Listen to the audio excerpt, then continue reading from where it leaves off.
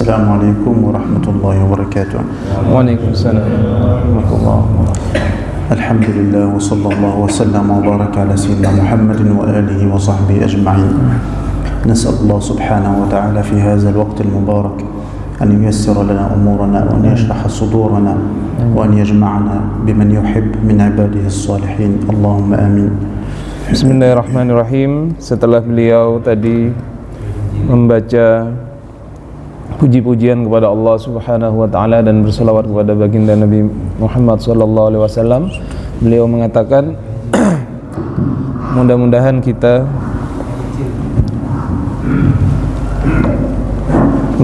kita dimudahkan urusan-urusan kita. Allahumma amin. Alhamdulillah, insyaallah اليوم في هذا اليوم المبارك سنكمل بقية أبواب الفقه ونحن وقفنا عند باب الزكاة. Alhamdulillah, pada pagi hari ini kita akan menyempurnakan yang sudah kita jelaskan kemarin. Insyaallah sekarang kita akan membahas tentang bab zakat. الزكاة هي الركن الثالث في الإسلام. الركن الأول الشهادتين، الركن الثاني الصلاة، الركن الثالث الزكاة. Zakat adalah rukun yang nomor 3 dalam Islam. Rukun yang pertama adalah membaca 2 kalimat syahadat, rukun kedua membaca salat, kemudian yang ketiga adalah melaksanakan zakat. ونحن نقرأ القرآن الكريم غالبا ما تكون الزكاة دائما قرينة مع الصلاة وأقيموا الصلاة وآتوا الزكاة. في غالب القرآن الكريم هكذا. Kalau kita membaca Al-Quran, kebanyakan ketika kita mendapatkan ayat tentang sholat, pasti kemudian setelahnya ada perintah membayar zakat. Wa aqimus shalah wa atuz zakah, dan tegakkanlah sholat dan bayarlah zakat. عندما هاجر الحبيب صلى الله عليه وسلم إلى المدينة المنورة فرضت الزكاة في السنة الثانية من الهجرة. Ketika baginda Nabi besar Muhammad SAW hijrah dari Mekah ke Madinah, maka zakat ini diwajibkan pada tahun kedua Hijriah. Artinya setelah 2 tahun setelah Rasulullah hijrah dari Mekah ke Madinah. فالقرآن بين أن حكم الزكاة واجبة. جاءت السنة النبوية على لسان الحبيب صلى الله عليه وسلم وبينت مقدار الزكاة. Ketika kemudian dalam Al-Quran dijelaskan bahwasanya zakat itu wajib, maka sunnah baginda Nabi besar Muhammad SAW atau yang kita sebut dengan hadis menjelaskan, memperinci apa saja harta yang wajib kita zakati. الزكاة هي النماء والتطهير. فعندما يخرج المسلم قدرا من ماله زكاة للفقراء والمساكين فإنه يكون بذلك زكى ماله، طهره، نماه، يعني كثره. Zakat secara bahasa, zakat itu artinya adalah an-nama wa tathhir. Nama itu bertumbuh, at-tathhir itu penyucian. Artinya apa? Ketika seseorang membayar zakat, maka akan membuat harta yang tersisa yang setelah dikeluarkan zakatnya itu menjadi lebih suci dan kemudian insyaallah akan bertambah kebarokahannya. فالزكاة مقدار واجب للمستحقين عن مال أو بدن. يعني أحيانا تكون الزكاة عن جسمك هذا مثل زكاة الفطر. فزكاة الفطر التي نخرجها في آخر رمضان هي زكاة عن البدن. Maka zakat secara garis besar kita bisa bagi menjadi 2. Ada namanya zakat yang kita bayar seperti karena membayar zakatul badan atau yang di Indonesia disebut dengan zakat fitrah. Ada juga zakat yang kemudian berhubungan dengan harta yang kita miliki yang kita sebut dengan zakat mal.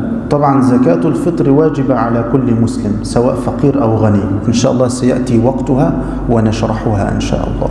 Adapun zakat fitrah ini hukumnya wajib bagi setiap muslim, setiap individu baik dia orang kaya ataupun orang miskin. Insyaallah akan kita jelaskan lebih terinci mengenai zakat fitrah ini di kesempatan yang akan datang. أما زكاة المال ليس المقصود بالمال هنا الأوراق النقدية الروبية فقط، وإنما عندما نتكلم عن زكاة المال تدخل فيها الذهب والفضة، يدخل فيها التجارة، تدخل فيها الزروع والثمار. Adapun zakat harta, yang kita maksud dengan harta di sini bukanlah harta yang berupa uang kertas itu saja, tetapi yang dimaksud harta di sini adalah misalkan zakat perniagaan, zakat kemudian hasil pertanian, kemudian zakat emas dan perak, semua yang berkaitan dengan harta ini ada zakatnya. مثلا نعطي مثال على الزكاة. رجل مسلم معه مال ولنفرض معه 100 مليون روبية بالإندونيسي. هذا المال مر عليه سنة هجرية كاملة، فهنا الإسلام يقول له يجب أن تخرج زكاة عن هذه 100 مليون روبية. Maka semisal ada orang yang memiliki uang 100 juta rupiah, dan uang 100 juta rupiah ini sudah dia punyai, dia miliki sudah sekitar pas 1 tahun Hijriah, artinya dari bulan Muharram ke bulan Muharram lagi begitu. Artinya orang yang mempunyai uang 100 juta ini wajib baginya untuk mengeluarkan zakat dari uang 100 juta ini. فيأتي عن هذه 100 مليون روبية الإسلام يقول له أخرج ربع العشر فقط في السنة الهجرية الكاملة. عندما مرت على هذا المبلغ من المال يخرج ربع العشر فقط، وهو 2 مليون ونصف فقط. فإذا مقدار الزكاة هذا حق الله سبحانه وتعالى وحق الفقراء في هذا المال. Maka apabila orang mempunyai contoh 100 juta seperti ini, maka dalam 1 tahun ketika dia sudah memiliki, dia wajib mengeluarkan zakatnya hanya 2,5%. 100 juta 2,5%-nya itu hanya 2,5 juta. Artinya ketika dia mempunyai uang 100 juta, wajib dia mengeluarkan zakatnya, dan itu adalah kewajiban yang itu harus diserahkan kepada fakir miskin, 2,5 juta. ليس كل مال معك تجب فيه الزكاة، وإنما المال الذي بلغ النصاب، وسنبين معنى النصاب، وحال عليه الحول، يعني مرت عليه سنة هجرية كاملة، وملك تام لك، يعني أنت تملكه ملكا تاما. فإذا المال حتى تجب فيه الزكاة لابد فيه من الملك التام لك، لابد أن يكون بلغ النصاب، لابد أن يكون مرت عليه سنة هجرية كاملة. Maka tidak semua harta itu nanti wajib dizakati. Ada harta-harta tertentu yang kemudian ditetapkan oleh syariat Islam untuk kita zakati. Adapun syarat ketentuan umum bagi harta itu diantaranya adalah harta itu harus mencapai nisab. Yang pertama, nisab itu loh kadar minimal harta wajib dizakati. Itu yang pertama. Yang kedua, harta itu harus sudah 1 haul. 1 haul itu 1 tahun dimiliki oleh orang tersebut. Itu juga wajib dizakati. Yang ketiga, harta tersebut adalah kepemilikan yang Anda miliki secara sempurna, bukan kemudian kepemilikan yang dimiliki dengan orang lain. طبعا الله سبحانه وتعالى جعل بعض الناس فقراء وجعل منهم أغنياء لحكمة يعلمها، والأغنياء هؤلاء أوجب الله سبحانه وتعالى في المال الذي في أيديهم حقا للفقراء. ومن هنا قالوا لو أن كل غني أخرج ما زكاة ماله ما بقي فقير في بلاد المسلمين. Allah Subhanahu wa taala menetapkan di dunia ini ada golongan orang-orang kaya, ada juga golongan orang-orang miskin, dan ini adalah hikmah yang hanya diketahui oleh Allah Subhanahu wa taala hikmahnya. Artinya ada orang kaya, ada orang miskin. Allah menetapkan bagi orang-orang kaya itu yang kemudian berkecukupan, berkelebihan harta untuk mengeluarkan zakatnya. Andaikan semua orang kaya yang beragama Islam ini kemudian mengeluarkan zakatnya dengan patuh, maka insya Allah tidak akan ada orang miskin yang kemudian tidak menemukan sesuatu untuk dia makan misalkan. Jadi semuanya akan hidup dengan kecukupan. ولذلك إذا وجدت فقيرا وحياته متعسرة ومسكين وغيره فاعلم أن غنيا قد أكل ماله ولم يعطه حقه من مال الله الذي في يده. Maka kalau Anda melihat ada orang yang miskin, fakir miskin, yang kemudian dia hidupnya sangat susah sekali, yakinlah kalau Anda melihat orang miskin yang seperti itu, yakinlah ada orang kaya yang tidak mengeluarkan zakatnya, yang mengambil haknya orang miskin itu, tidak membayar zakat. نعم، إذن عرفنا، لكن الله سبحانه وتعالى أعلم بما يصلح به عباده، فاختار هذا فقيرا لأنه يعلم أن الفقر يصلح هذا سبحانه وتعالى، واختار هذا غنيا لأنه سبحانه وتعالى يعلم أن الغنى يصلح لهذا.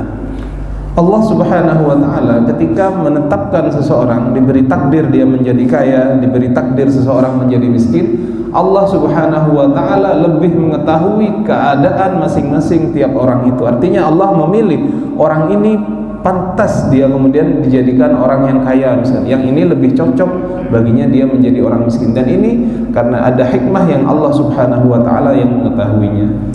فالعبد دائما يسأل الله سبحانه وتعالى بما يصلحني به، فأقول اللهم اختر لي ما تصلحني به، ولا تقول يا رب أريد أن أكون غنيا، لا تقل أريد أن أكون فقيرا، لأنك لا تدري ما الذي يصلح لك.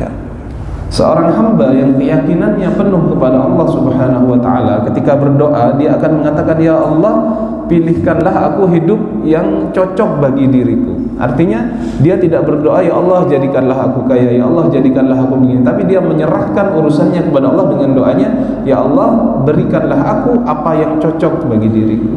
طبعا الأغنياء الذين لهم أموال كالذين يتاجرون وأصحاب السيارات والعقارات، هؤلاء تعلم علم الزكاة واجب في حقهم، فإذا لم يتعلموه أثموا بذلك وهم مقصرون. Maka bagi seorang muslim yang kemudian dikarunia oleh Allah dengan kekayaan, semisal dia adalah seorang bisnismen, seorang pedagang yang sukses, kemudian dia adalah orang yang menjadi tuan tanah, orang yang kemudian mempunyai harta yang sangat banyak, maka wajib bagi muslim yang demikian ini untuk belajar ilmu tentang zakat agar dia bisa kemudian memenuhi hak-haknya Allah, hak-haknya orang fakir yang ada dalam hartanya orang-orang kaya tersebut. نأتي إلى شروط وجوب الزكاة، يعني ما الشروط التي إذا توفرت في الإنسان وجب عليه الزكاة. Maka selanjutnya kita akan membahas tentang syarat-syarat wajibnya zakat, yang dimana maksudnya adalah apabila syarat-syarat ini terpenuhi maka seseorang wajib untuk mengeluarkan zakatnya. أولها الإسلام، المسلم. إذن الكافر ولو كان من أغنى الأغنياء ويعيش معنا بجوارنا لا تجب عليه الزكاة، ولا نسأله أن يخرج من ماله زكاة لأنه لا زكاة واجبة عليه. Yang pertama syaratnya adalah orang yang wajib zakat adalah orang yang beragama Islam. Artinya apa? Andaikan ada orang kafir, walaupun dia paling kayanya orang sedunia, orang yang kafir seperti ini tidak wajib untuk membayar zakat. فإذا كان هناك كافر يعيش بيننا وهو من الأغنياء، وطبعا مثل النصارى كثير منهم من الأغنياء، لا نطالبه بالزكاة لأنه لا يطالب بها في الدنيا، وإنما يطالب بها يوم القيامة أمام الله سبحانه وتعالى. فإذا رجع إلى الإسلام وأسلم ونطق الشهادتين، من أول ما ينطق الشهادتين نقول له عليك الزكاة في مالك. Orang-orang kaya yang selain beragama Islam, semisal dia beragama Nasrani atau beragama Kristen, tidak dituntut hak untuk membayar zakat ketika di dunia, tetapi nanti di akhirat ketika dia sudah meninggal akan dituntut pembayaran zakat tersebut. Adapun orang Kristen ketika dia kemudian masuk Islam, maka ketika dia adalah orang yang kaya, maka semenjak dia mengucapkan syahadat itu, maka harus kita ajarkan bahwasanya Islam mewajibkan zakat atas hartamu. طيب، المرتد هو كان مسلما نطق الشهادتين وصلى معنا وصام شهر رمضان وكان يخرج الزكاة من ماله، ثم ارتد. ما معنى ارتد؟ أي أنه كفر بالله سبحانه وتعالى. Kemudian yang kedua, bagaimana hukumnya orang yang murtad? Apa orang murtad ini? Adalah orang yang awalnya memeluk agama Islam, dia sholat bersama kita, dia zakat, kemudian dia murtad, keluar dari Islam. Bagaimana hukum orang yang keluar dari Islam begini? هذا المرتد لو رجع مرة أخرى إلى الإسلام يطالب أيام ردته بإخراج الزكاة. Maka orang murtad yang demikian, andaikan dia kembali masuk kepada Islam kemudian, maka masa ketika dia murtad itu, misalkan 1 tahun dia murtad kemudian dia masuk Islam lagi, 1 tahun itu wajib dia kemudian untuk membayar zakat yang telah dia tinggalkan. يعني مثلا ارتد عن الإسلام 5 سنوات ورجع مرة أخرى تاب ورجع عندما يرجع نقول له عليك زكاة 5 سنوات تخرج الزكاة عن كل سنة بمفردها أيام ردتك. Misalkan ada orang yang murtad selama 5 tahun, setelah 5 tahun dia bertaubat kepada Allah dan masuk Islam lagi, maka kita katakan kepada dia, wajib bagi kamu untuk membayar zakat 5 tahun yang kau telah tinggalkan selama masa murtadmu itu. نأتي بعد ذلك في شروط وجوب الزكاة الملك التام، أي أنك تملك المال ملكا تاما لا ملك لأحد فيه غيرك وليس معرضا للسقوط والذهاب وإنما هو ثابت لك. Yang kedua syaratnya adalah milkut tam, artinya dia adalah milik kamu secara sempurna dan tidak bersekutu dengan orang lain. Misalnya harta itu tidak kita bagi antara kita dan orang lain, artinya milik kita pribadi secara sempurna. الشرط الثالث النصاب، يعني إذا كان لديك مال مثلا عندك تزرع الأرز أو أنك تتاجر في السيارات أو تتاجر في المأكولات والمشروبات، نقول لك حتى يكون هذا المال واجبة فيه الزكاة لابد أن يكون بلغ النصاب. هذا النصاب حدده الشرع في كل شيء تجب فيه الزكاة.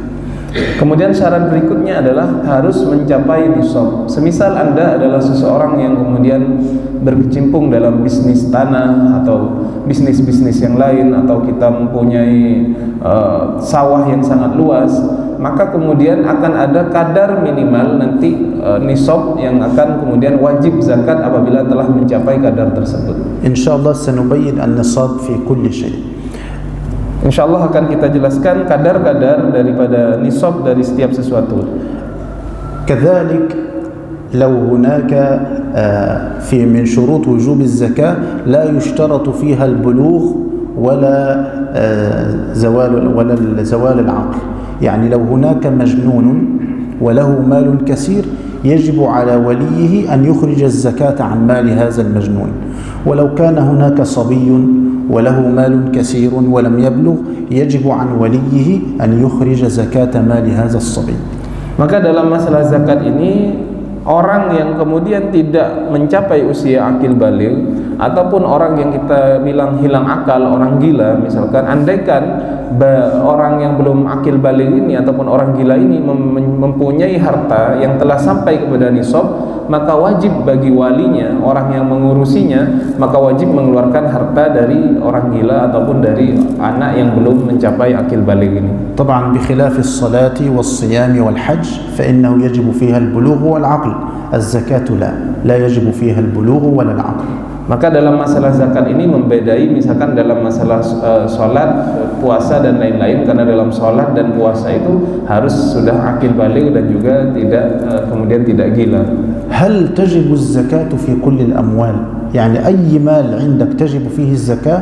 الإجابة لا، وإنما أصناف معينة حددها الشرع الشريف. Apakah kemudian zakat ini wajib dari semua harta-hartanya orang muslim?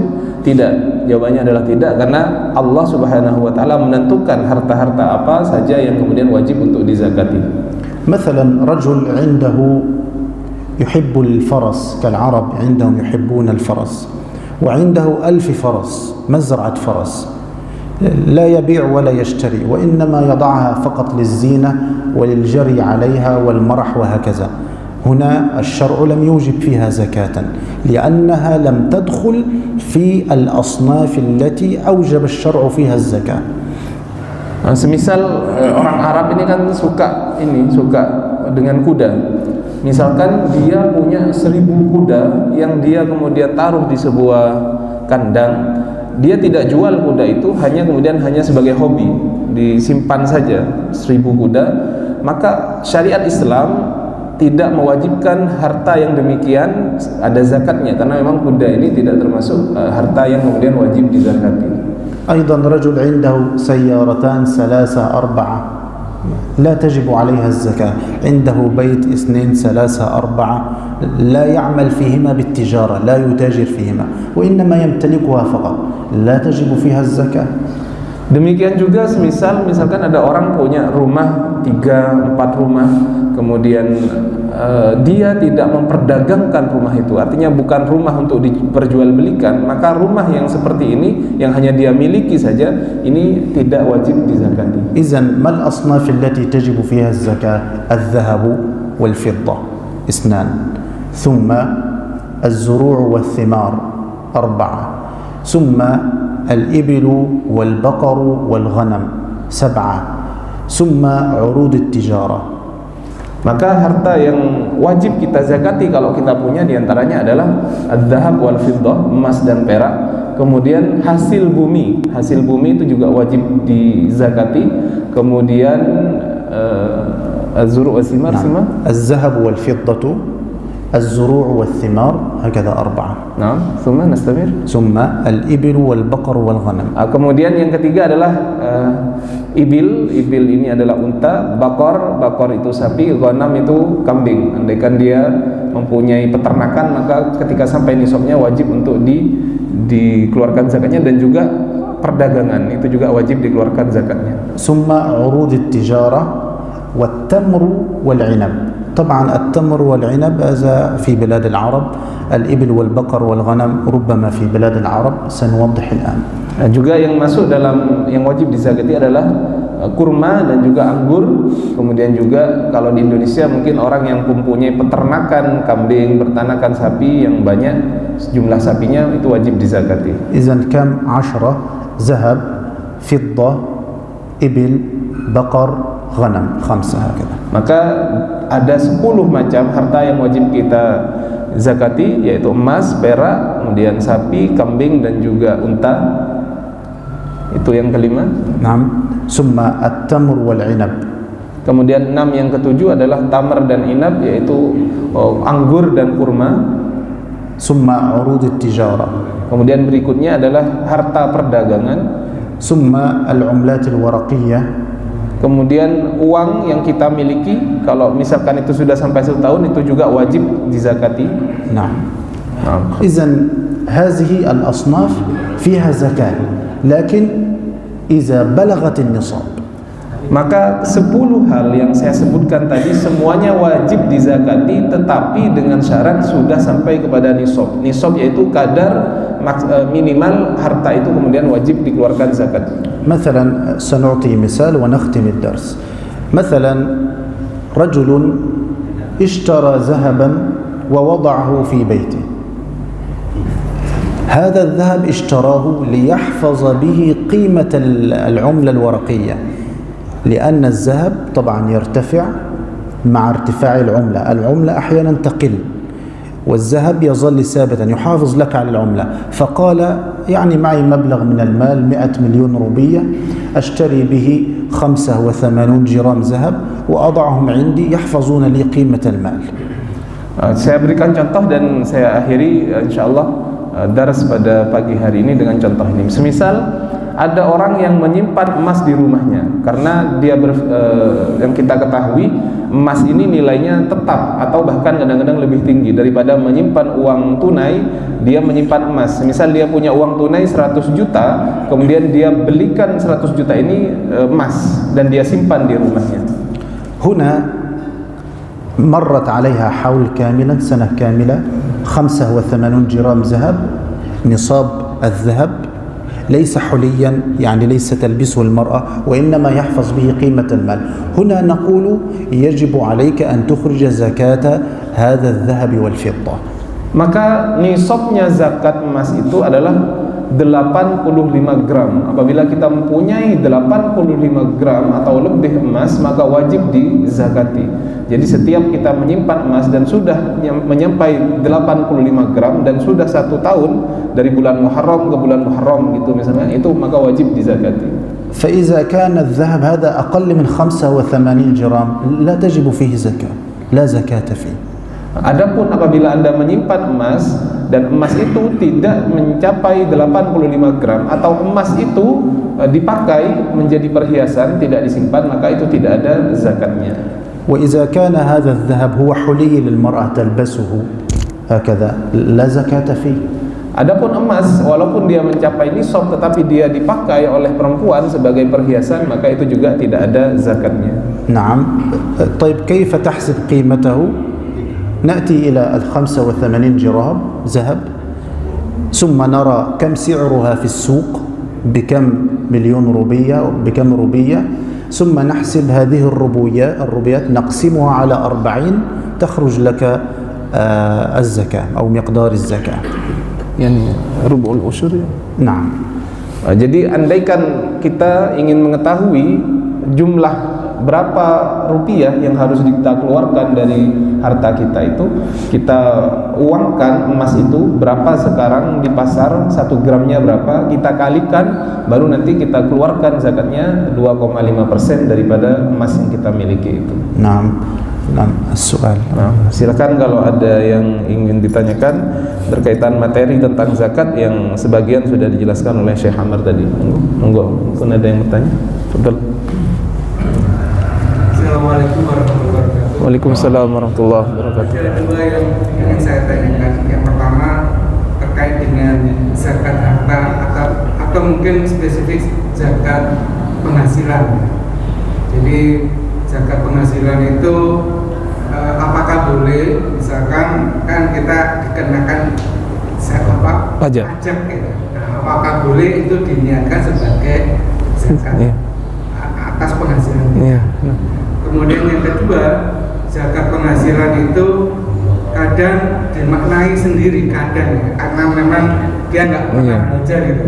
Jadi misalkan dia salurkan sendiri, tapi saya niatkan sebagai zakat harta. Jadi misalkan ke saudara yang tidak mampu, atau mungkin ke mungkin kalau misalkan ada pas kegiatan sosial, misalkan ada urunan gitu, saya niatkan zakat. Terima kasih. Nah, terima kasih Pak. Yang as-su'al al-awwal yani bin nisbati ar-ratib asy-syahri, yani hunaka misalan muwazzaf yani ya'mal fil jami'ah aw fil maktab wa hasal misalan fi kulli syahr 5 milyon atau 10 milyon, hal hunaka zakah yani? الراتب الشهري لا زكاة فيه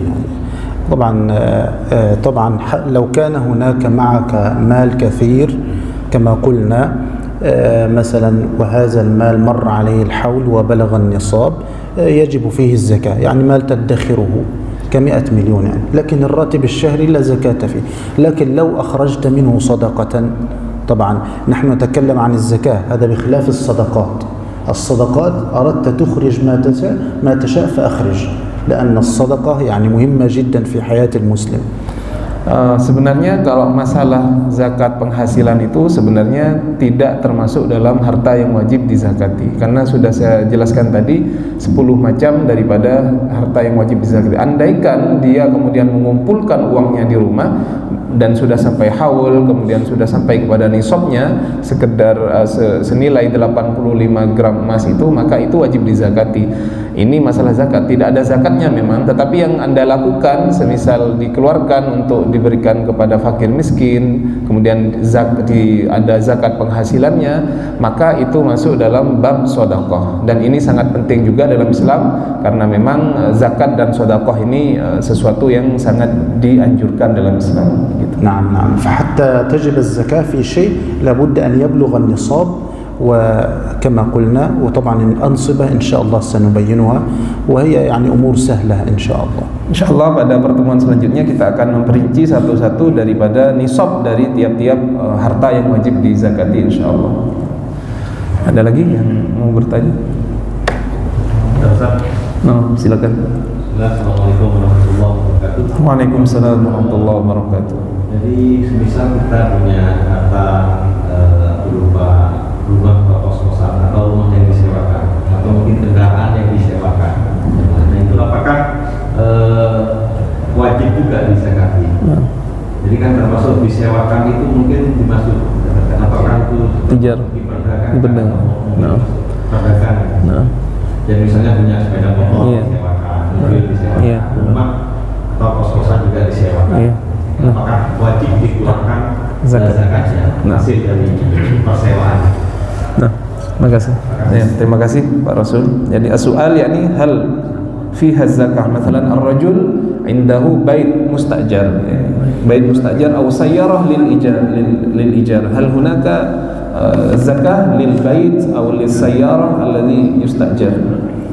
لا، هذا لا زكاة فيه. الزكاة تجب إذا كنت تمسك هذا البيت تبيعه وتشتري بيتا آخر، ثم من خلال هذه التجارة أصبح لك مالا وهذا المال بلغ النصاب، فهنا تجب فيه الزكاة. هذه السيارة للأجرة، ادخرت من خلف هذه الأجرة مالا كثيرا وبلغ النصاب، فهنا تجب فيه الزكاة. لكن سيارة الأجرة، السيارة نفسها لا زكاة عليها. Baik, untuk kasus rumah atau kos-kosan yang kemudian dijadikan bisnis, itu kos-kosannya sendiri atau mobil yang dijadikan rental itu sendiri sebenarnya tidak ada zakatnya. Kemudian yang bagaimana rumah yang harus ada zakatnya ketika dia diperjualbelikan, dijual, kemudian hartanya disimpan dan sudah mencapai nisab, maka itu yang wajib dizakati. Adapun rumah yang kemudian disewakan, dijadikan kos-kosan, mobil kemudian yang direntalkan, itu tidak ada zakatnya, tidak wajib. Tetapi andaikan dari rental mobil itu dia mengumpulkan uang yang sangat banyak, kemudian uang itu mencapai nisab dan sudah sampai 1 tahun, maka harta itu yang wajib dizakati. Adapun yang disewakan itu tidak wajib, tidak ada zakatnya. Begitu. نعطي مثلا أنت عندك سيارة للأجرة، وهذه السيارة المبلغ الذي تأخذه من الأجرة تدخره. هذا المال الذي ادخرته بلغ مثلا 100 مليون. هذه 100 مليون مرت عليها سنة، تريد 100 مليون أخرى حتى تشتري سيارة أفضل للأجرة مرة أخرى. إذن أصبحت 100 مليون الأولى هذه مرت عليها سنة فتجب عليها زكاة. فإذا جئت للسنة الثانية وأحرزت 100 مليون أخرى ولم تشتري السيارة بعد، أصبح على 200 مليون الزكاة. هكذا. Baik, saya kasih contoh yang lebih spesifik. Misal ada orang merentalkan mobil. Dari merentalkan mobil itu kemudian dia menyimpan uangnya yang niatnya nanti dengan uang itu dia akan membeli mobil yang baru untuk kemudian dia rentalkan lagi. Dia kumpulkan uang dari hasil rental sudah mencapai 100 juta dan mencapai 1 tahun. Maka uang 100 juta ini yang kemudian wajib dikeluarkan zakatnya. Andaikan setelah 1 tahun masih mengumpulkan uang lagi, setahun lagi terkumpul 200 juta karena dia ingin membeli mobil seharga lebih dari 200 juta misalkan, maka nanti harta yang 200 juta ini juga wajib dikeluarkan zakatnya. Demikian. Jadi yang dizakati adalah ketika uang itu sudah mencapai nisab, batas wajib membayar zakat dan juga sudah mencapai 1 tahun dimiliki. لكن متى يجب الزكاة على السيارة؟ متى يجب؟ إذا أنت تتاجر في السيارة، تبيع هذه اليوم لتشتري واحدة أخرى ثم تشتري فأصبحت من خلال هذه التجارة لديك مالا، هذا المال بلغ النصاب فيجب فيه الزكاة. إذن نفرق ما بين أنك تتاجر وتفرق ما بين سيارة أصلا للأجرة لكي تأخذ منها مبلغا تنفق على نفسك أو تفتح مشروع آخر، هكذا نفرق.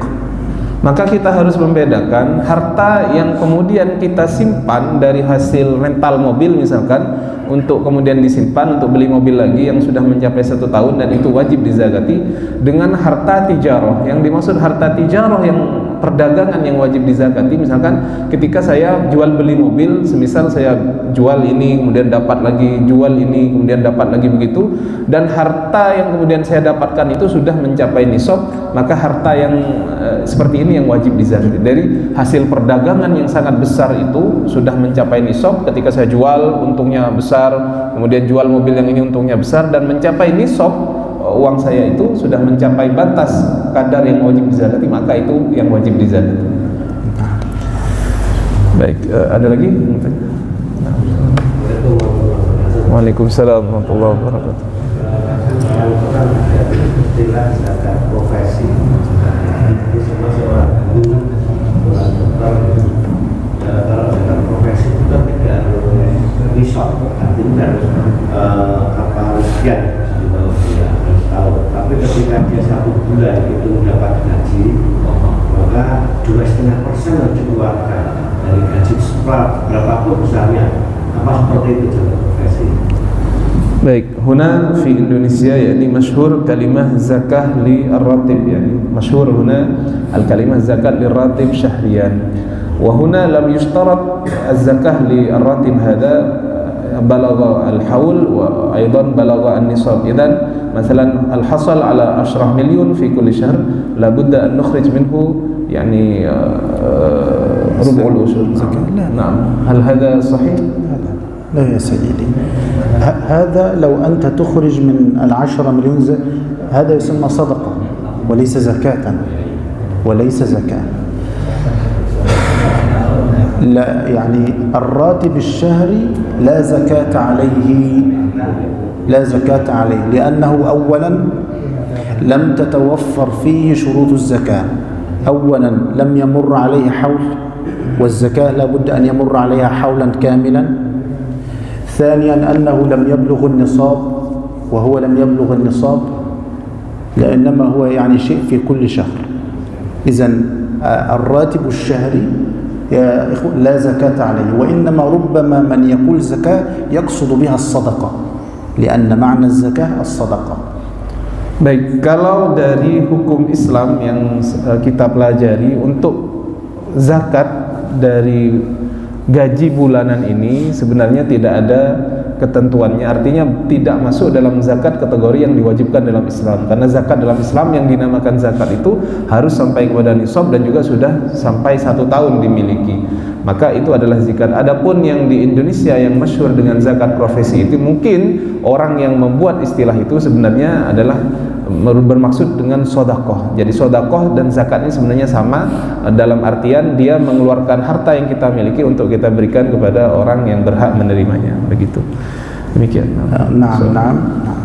إذن ربما يعني المقصود بما يقول هو الزكاة الصدقة، لكن كما قلنا لابد من النصاب، وإن شاء الله سنبين نصاب الذهب والفضة، سنبين نصاب العملات الورقية، سنبين نصابها، سنبين نصاب عروض التجارة. لابد أن يكون بلغ النصاب، هذا أول شيء.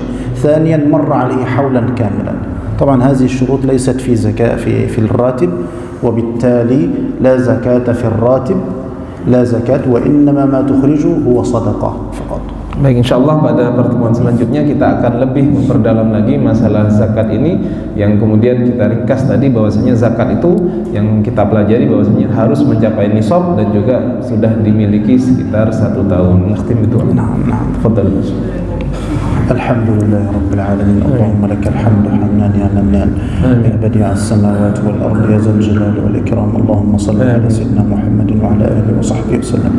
اللهم إنا نسألك عيشة هنية وميتة سوية ومردا غير مخزٍ ولا فاضح يا رب العالمين. ربنا تقبل منا إنك أنت السميع العليم، وتب علينا إنك أنت التواب الرحيم. سبحان ربك رب العزة عما يصفون، وسلام على المرسلين، والحمد لله رب العالمين، وصلى الله وسلم على سيدنا محمد. Assalamualaikum warahmatullahi wabarakatuh.